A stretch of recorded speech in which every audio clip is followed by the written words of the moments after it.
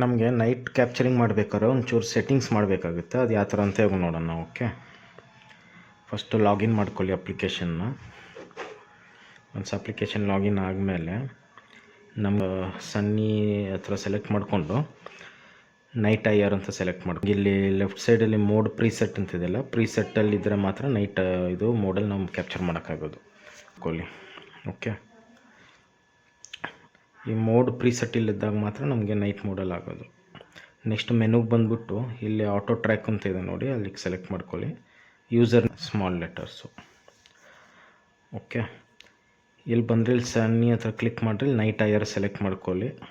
ಇಲ್ಲಿ minimum range 13 ತಗೊಳ್ಳಿ, maximum range 80 ಮಾಡ್ಕೊಳ್ಳಿ. ಓಕೆ,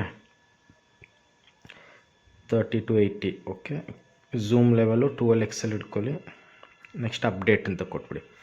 ಇನ್ನೊಂದು ರೇಂಜ್ ಬೇರೆ ನಾವು ಸೆಲೆಕ್ಟ್ ಮಾಡ್ಬೋದು. ಲೆವೆಲ್ 2 ಸೆಲೆಕ್ಟ್ ಮಾಡಿಕೊಂಡು ಮಿನಿಮಮ್ ರೇಂಜ್ 80 to 150 or 120 ಅಂತ ಕೊಡಿ. ಓಕೆ, ಝೂಮ್ ಲೆವೆಲ್ 15x ಅಂತ ಕೊಟ್ಬಿಟ್ಟು ಅಪ್ಡೇಟ್ ಅಂತ ಕೊಟ್ಬಿಡಿ. ಓಕೆ, ನೆಕ್ಸ್ಟ್ ಕ್ಲೋಸ್ ಮಾಡಿಕೊಂಡು ನೀವಾಗ ನೈಟ್ ಟೈಮು ಯಾವ ರೇಂಜಲ್ಲಿ ಬೇಕು, ಇವಾಗ 30 to 80 ಮೀಟರ್ಸು ರೇಂಜ್ ಬೇಕಂದ್ರೆ ಅದು ಸೆಲೆಕ್ಟ್ ಮಾಡ್ಕೊಳ್ಳಿ. ಮತ್ತು ಟಾರ್ಗೆಟು ಪಾಯಿಂಟ್ಸ್ ಫೋಕಸ್ ಮಾಡಿದ್ರೆ ನಿಮ್ಮದು ಆಟೋಮೆಟಿಕ್ ಕ್ಯಾಪ್ಚರ್ ಆಗುತ್ತೆ. ಓಕೆ, ಏನು ಸ್ಪೀಡ್ ಲಿಮಿಟ್ ಡಿಫೈನ್ ಮಾಡಿರ್ತಾರೋ ಅದಕ್ಕಿಂತ ಜಾಸ್ತಿ ಹೋದರೆ ವೆಹಿಕಲ್ಸು.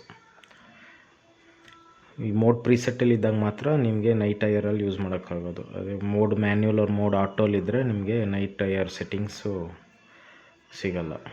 ಸೊ ಯಾವಾಗಲೂ ನೀವು ನೈಟ್ ಮೋಡಲ್ಲಿ ಮಾಡೋಂಗಿದ್ರೆ